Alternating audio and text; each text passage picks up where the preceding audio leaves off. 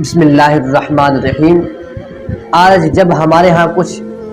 لوگ مر جاتے ہیں، ان کا انتقال ہو جاتا ہے، تو اس طرح روتے ہیں کہ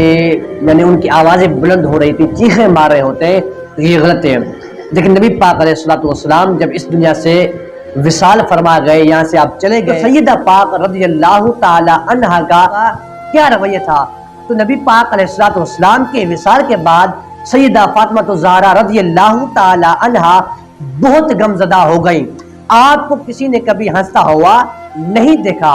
آپ اکثر طور پر روتی رہتی تھی اور یہ کہتی تھی یا ابتا ہو، یا ابتا ہو، اے ابا جان، اے ابا جان، اور کہتی اے ابا جان آپ نے اللہ تعالیٰ کے بلاوے کو قبول کر لیا ہے، اے ابا جان آپ نے جنت الفردوس میں اقامت اختیار کر لی ہے، اے ابا جان اب جبریل کس کے پاس وحی لے کر آئیں گے، اے اللہ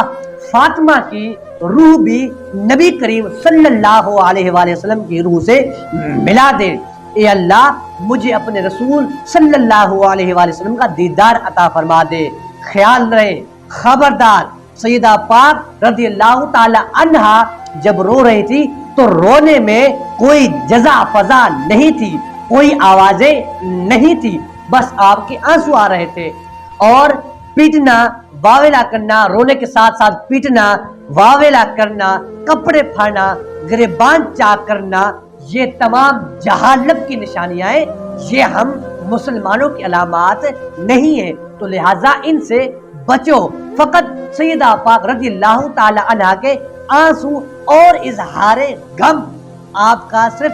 محسوس ہوا، آپ رضی اللہ تعالی عنہا کا آوازیں نکالنا، غیر محرم کی آواز سننا، یہ آپ کی